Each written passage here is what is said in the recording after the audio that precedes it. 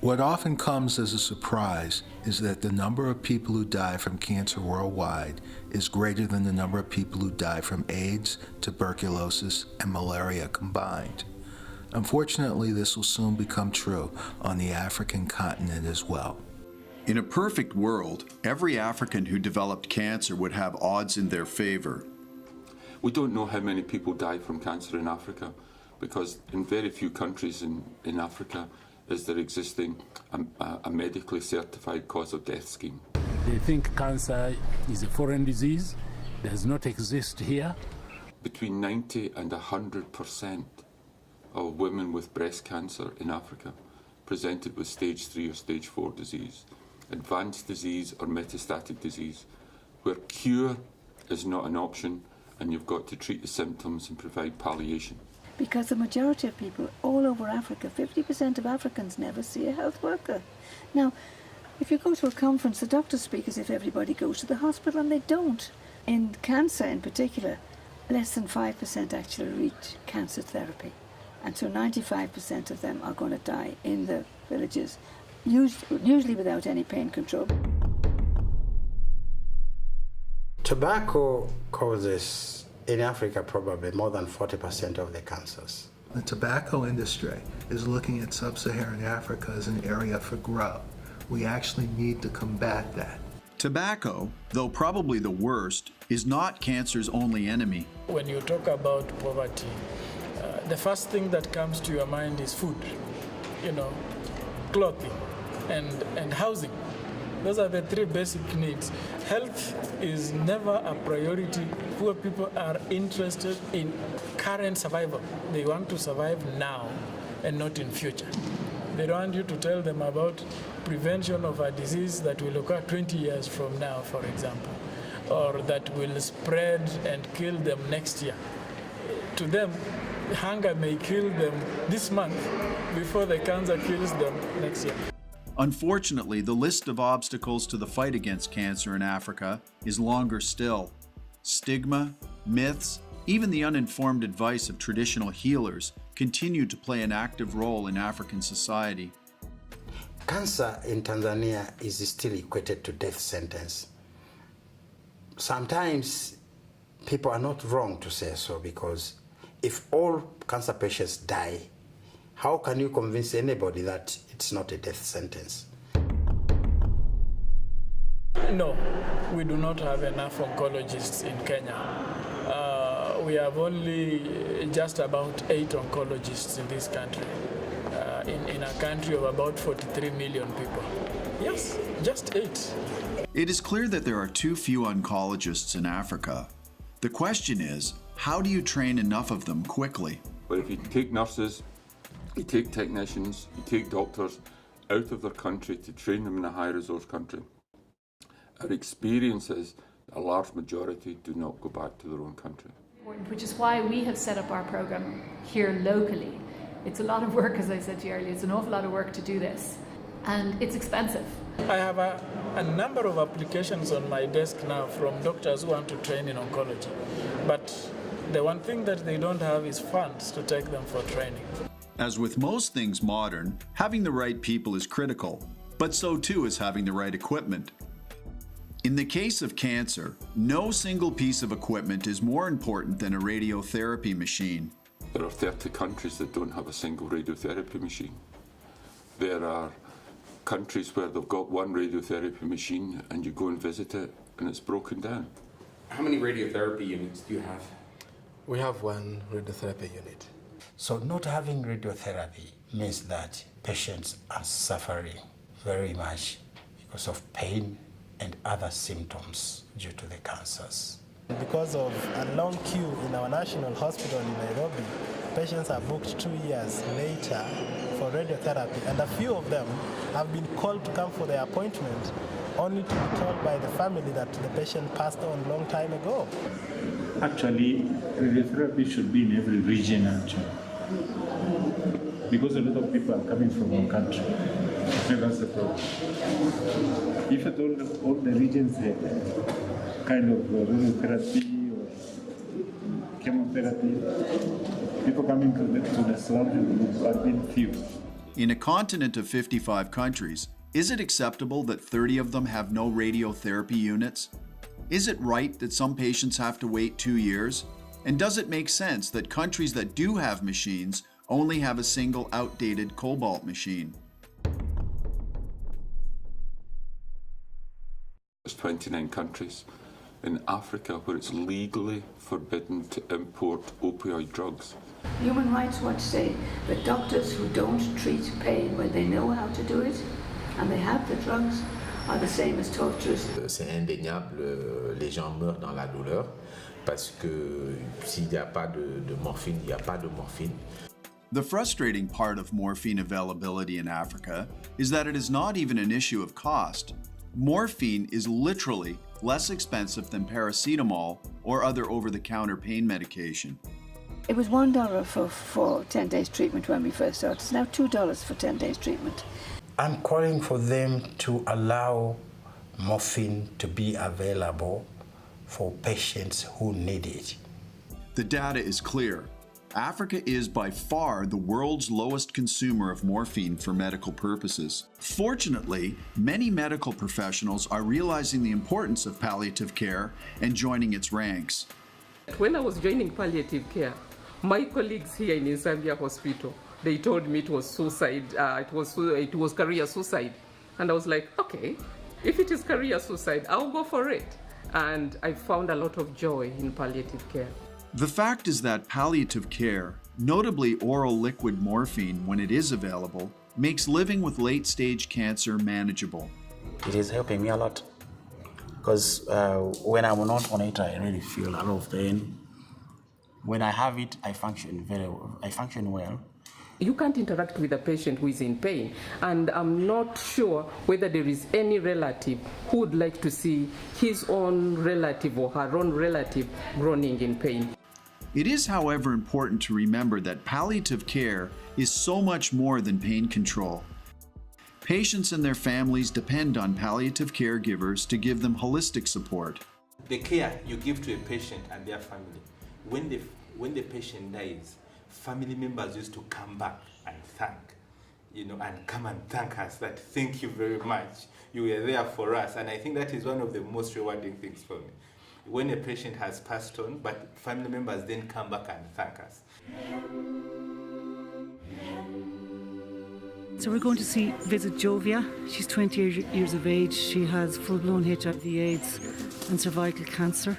She's become really ill in the last month. She's very near end of life.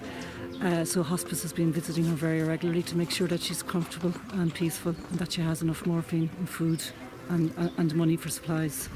So we're here today with Nurse Rose Light, who is her main carer, and to check on her. Yeah, my grandmother. Your grandmother was named Jovia. Yeah. And you were born here in Kampala. Yeah. There's a lot of dust, fake houses, a lot of diseases, everything.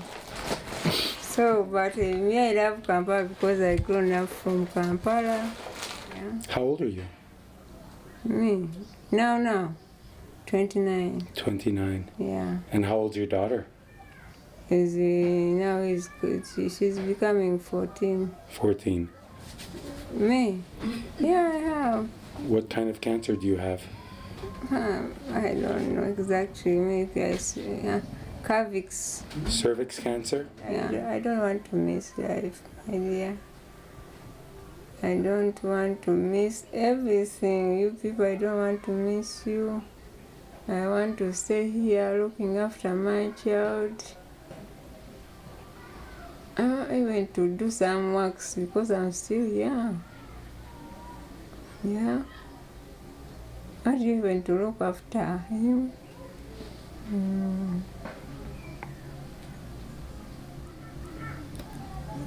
But even these legs are paining me, but slowly.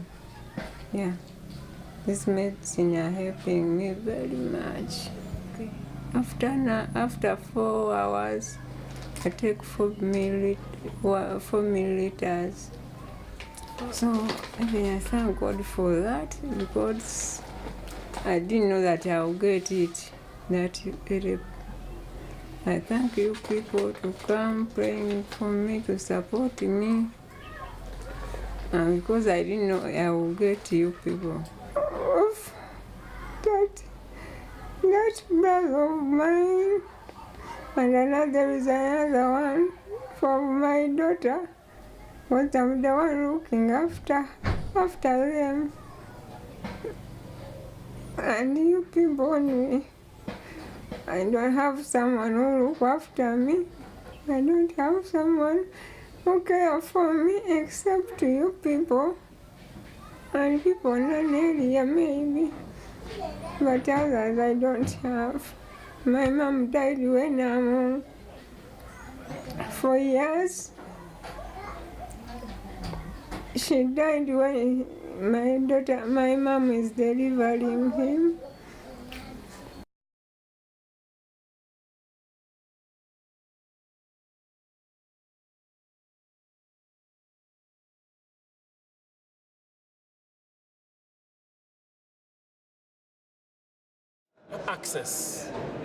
Access to health care still remains a big problem, not just in this region, but in the country and in Africa as a whole.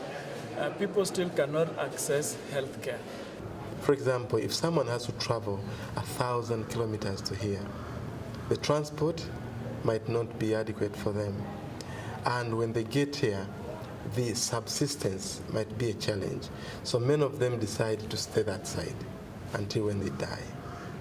So the stories are almost identical each time, and each time the parents realize there's something wrong, but they're in a village far from anywhere. That's one of the hardest things in Tanzania is the healthcare tends to be centralized to the cities or the larger towns, and there's very little out in the villages. And so you know, we have children who come with very advanced disease, and you might think, oh God, if only they'd come, if only they'd tried earlier.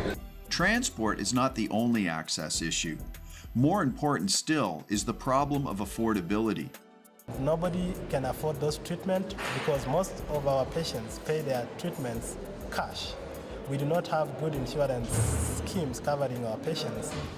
But what we've seen now, and what we've, particularly with the help of Pfizer, who's been extraordinary, is that they've allowed us to use some monies to buy generic drugs that we can get from other sources. And so you can treat someone with a non-Hodgkin's lymphoma with CHOP, you know, for $400 or $500 total care. And $400 or $500 barely gets you into the door of most hospitals, let alone the treatment.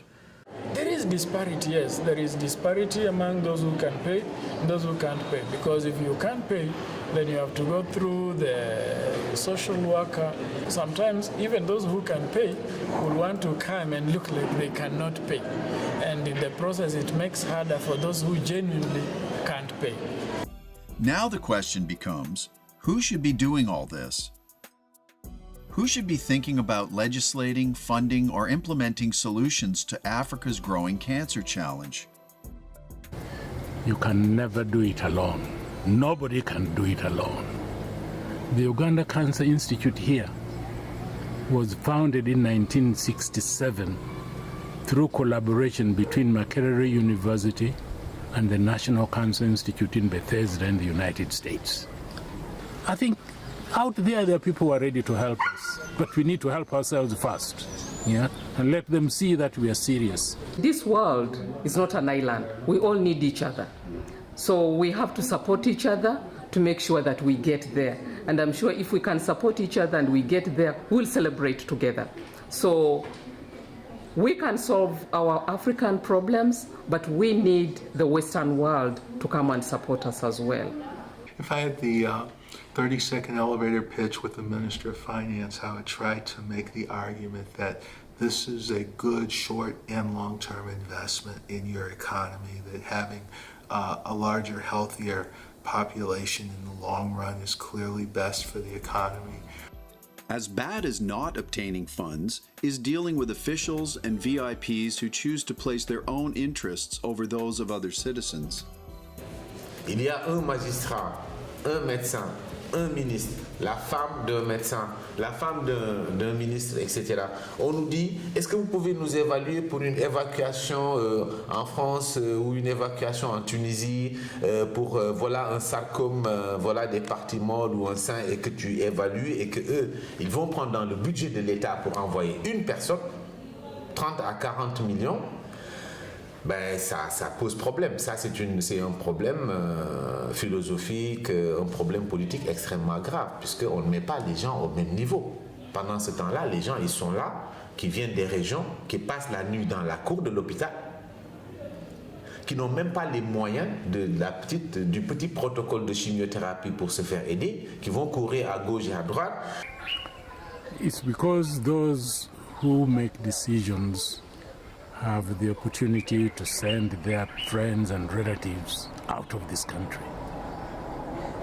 And that's where I'm saying, way back in the 70s, I said I will not send anybody outside. We have the expertise here. Ultimately, Africa faces the same choices as the rest of the world to decide which priorities matter most. I think we were expecting funds last year, but from what I was told, there were other pressing problems in government which came up, and the funds were diverted to that need. Look here, if every African country has a national airline, flag carrier, and the airlines fly, and it is possible, why can't that be possible? It is possible. Je suis fâché pour mes X raisons.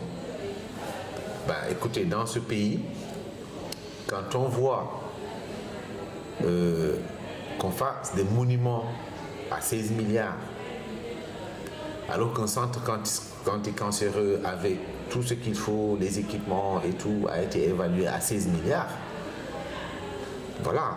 If you allocate 50% on military, why can't you allocate 10%, 15% on health? Because you need a health nation for any kind of development. Pendant ce temps-là, ben écoutez, nous, on n'a même pas de fauteuil pour que nos malades puissent faire la chimiothérapie. Tu vois, des malades qui attendent au soleil pour pouvoir, vous allez voir vous-même, la salle où on fait la chimiothérapie, c'est invivable, c'est inhumain. C'est inhumain. Et pourtant, les autorités sanitaires sont venues, ils ont vu. Voilà. Est-ce que nous, en ce moment-là, on dit on s'arrête, on ne fait plus rien, on n'est pas content? Non. Nous avons des malades qui viennent tous les jours, que nous suivons, des malades que nous avons opérés, qui doivent faire la chimio, qui doivent, etc. On ne peut pas s'arrêter. Voilà. Donc, et quand on intervient à la télé, quand on intervient à la radio, etc., l'autorité dit on critique, que c'est trop, etc., etc. Voilà. Et ça fait mal. Ça fait mal. Let's see if people who fight cancer in Africa daily are confident that they can stop the disease from swelling to the magnitude that so many fear. On the continent of Africa today, I would put the problem of cancer on a scale of 1 to 2, if 10 is perfect. There are places I visit in Africa, even in some places where these are major cities, and people, including healthcare professionals, do not really know about cancer. We have difficulty defining the full cancer problem. When I say difficulty defining the full cancer problem, what I mean is the cancer problem in Africa may actually be worse than what we are saying. So Felix is a little boy who came to us. Amefika lini? Ya kwanza Mzwasaba. So he came in July last year, and Felix had a kidney tumor called a Wilms tumor. It was in his left side. But when we did the ultrasound, I wasn't here at the time, so it was the Tanzanian doctors who figured this all out. Basically, he had a tumor in his kidney which had left his kidney, gone through his vessels all the way up through his liver and into his heart. And he had like a fist-sized tumor in his heart. And I would say even a year ago, we wouldn't have been able to cure this boy. But there's a recently returned team of cardiothoracic surgeons who've just come back from 5 years training overseas. And what we did was we gave him his chemotherapy to shrink everything down. And then we have a fantastic group of local surgeons here, general surgeons, who do the pediatric oncology surgery for us. We also have a visiting expert who comes once a year who's an oncology surgeon from Ireland.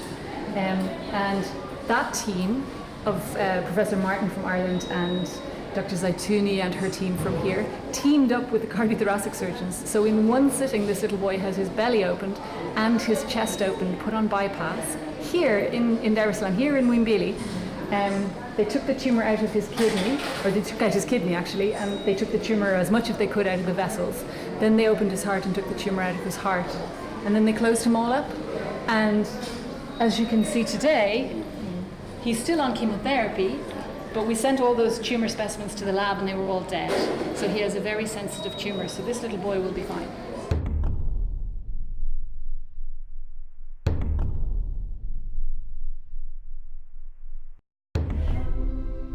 We know areas where we could make a difference. We know what to do, and we've just got to do it.